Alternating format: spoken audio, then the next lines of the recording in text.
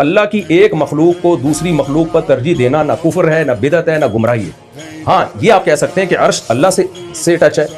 اور جو مٹی ہے وہ پیغمبر سے ٹچ ہے، تو مٹی جو پیغمبر سے ٹچ ہے اس کو آپ زیادہ فضیلت دے رہے ہو، اور عرش جو اللہ سے ٹچ ہے اس کو آپ کم درجے کی فضیلت دے رہے ہو۔ اس کا جواب یہ ہے کہ عرش جو اللہ سے ہے نا اس کی کیفیت ہمیں معلوم نہیں ہے،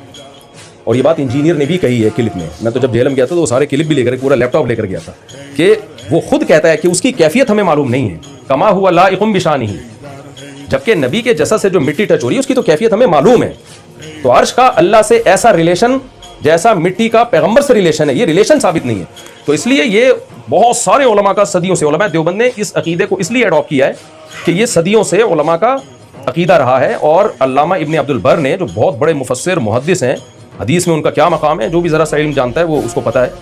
انہوں نے اس پر اجماع نقل کیا ہے۔ تو اب میں سوال یہ کرتا ہوں کہ جو مغلظات علماء دیوبند کے خلاف اس عقیدے کی بیس پہ یعنی جو لوگ بکتے ہیں وہ ابن عبد البر کے خلاف، اور میں پوری لسٹ انشاءاللہ اگر موقع ملا نا تو نیٹ پہ وہ پوری لسٹ ڈال دوں گا کن کن علماء نے اس کو نقل کرتے چلے آئیں گے، وہ تو سارے گمراہ ہو جائیں گے پھر۔ تو اس لیے جب شریعت میں ایک چیز میں دونوں رائے رکھنے کی اجازت ہے تو اگر کوئی یہ رکھتا ہے عقیدہ کہ عرش زیادہ افضل ہے تو ہمیں اس پہ کوئی اعتراض نہیں ہے۔ لیکن چاروں خلفائے راشدین سارے صحابی کسی سے یہ نہیں، کسی سے یہ بھی تو ثابت نہیں ہے کہ عرش زیادہ افضل ہے، یعنی اگر ان سے ثابت ہوتا نا کہ عرش افضل ہے تو ہم کہتے ہیں نا تو خاموش ہیں اس پہ۔ یعنی تو اگر کوئی خاموش رہتا ہے تو بھی کوئی حرج نہیں ہے، کوئی کہتا ہے میری کوئی رائے نہیں ہے تو بھی ٹھیک ہے، کوئی کہتا ہے مٹی زیادہ افضل ہے تو بھی ٹھیک ہے، کوئی کہتا ہے عرش زیادہ افضل ہے تو بھی ٹھیک ہے، تو تینوں رائے صحیح ہیں۔ علماء دیوبند نے یہ عقیدہ لکھ کے یہ کبھی نہیں کہا کہ جو اس کے خلاف جائے گا وہ دائرہ اسلام سے خارج ہے یا وہ گمراہ ہے۔ اگر کوئی اس کے خلاف عقیدہ رکھتا ہے تو بھی ٹھیک ہے، یہ اسلام کے بنیادی عقائد میں سے نہیں ہے۔ جو اس حوالے سے ہے خلیل سہارنپوری صاحب کی المؤند المگند اسی سے ہی ہے جو انجینئر صاحب نے کہا ہے کہ اس کو قرآن و سنت سے ثابت کریں گے۔ ہم بزرگوں کی قبروں اور سینوں سے فیض لینے کے قائل ہیں، جی اس طریقے سے نہیں جو عوام میں رائج ہے، اس طریقے سے جو خاص میں رائج ہے۔ اشرف تھانوی صاحب نے کتاب لکھی ہے ارواح ثلاثہ یعنی حقائق اولیاء، مدرسہ دیوبند کے بانی اور بڑے قاسم نانوتوی کیا بلا نانوتوی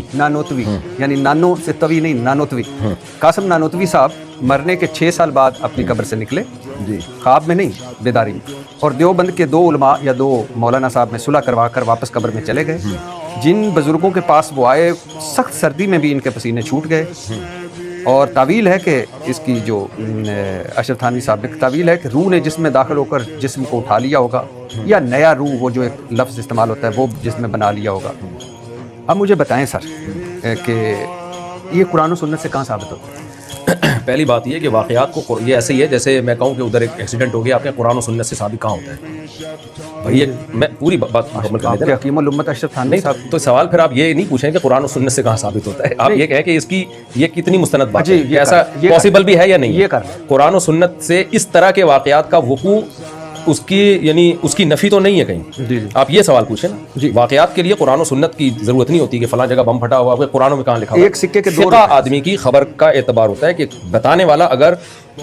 قابل اعتماد ہے اور وہ جو خبر دے رہا ہے وہ شریعت کے لحاظ سے ناممکنات میں سے نہیں ہے تو پھر ہم اس کی ثقہ کی خبر پہ یقین کر لیتے ہیں، اور اگر وہ شریعت کے لحاظ سے غلط ہے تو ہم اس کی خبر کو رد کر دیتے ہیں، یا بتانے والا ہی قابل اعتماد نہیں ہوتا تو ہم تو بھی اس کی خبر کو رد کر دیتے ہیں۔ پہلی بات یہ ارواح ثلاثہ مولانا شرف علی تھانوی کی کتاب نہیں ہے، انہوں نے بہت سارے واقعات جو مختلف لوگوں کے تھے ایک رسالے میں شائع کر دیے،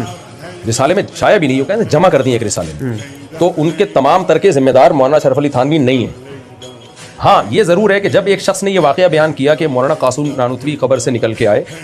اچھا انجینئر نے یہاں بھی گڑبڑ کی ہے، اگر آپ مجھے اجازت دیں جی پلیز۔ یہ واقعہ پہلے انجینئر نے اس تعویل کے ساتھ بیان نہیں کیا تھا کہ مولانا تھانوی نے یہ تعویل کی ہے، یہ تو میں نے جواب ریکارڈ کروایا کہ مولانا تھانوی نے اس واقعے کی نفی کی ہے کہ اس طرح نہیں ہوا کہ قبر سے نکل کے وہ گئے ہیں، بلکہ تعویل کی ہے، صورت مثالیہ تھی جو سامنے والے کو لگا کہ وہ آ رہے ہیں، حقیقت میں وہ نہیں تھے، قبر سے بندہ نہیں نکل کے گیا۔ تو یہ اپریشیٹ کرنا تھا مولانا تھانوی کو انجینئر نے، اور میں نے یہ رپورٹ یعنی یہ جب کلپ ریکارڈ کروایا تو پھر انجینئر نے اپنا بیان بدلا ہے، پھر بیان بدلا۔ وہ بیان کس طریقے سے بدلا اس نے کہ دیکھو انہوں نے بجائے اس واقعے کی نفی کرنے کے اس کی ایک تعویل کر لی، بھائی تعویل کر کے تو یہ جو ایک اس سے تصور دماغ میں آ رہا تھا نا کہ مردہ نکل کے آیا، اس تصور کی نفی کی ہے کہ سامنے والے کو لگا کہ ایسا ہے لیکن ہوا ایسے، صورت مثالیہ تھی وہ۔ تو مولانا تھانوی نے یہ واقعہ بیان نہیں کیا، نہ مولانا تھانوی اس واقعے کے ذمہ دار ہیں، انہوں نے بہت سارے ایسے واقعات ایک کتاب میں نقل کر دیے ہیں، اس میں جیسے ہم یہ دیکھتے ہیں نا بہت سی موضوع من گھڑت حدیثیں بھی محدثین ذکر کر دیتے ہیں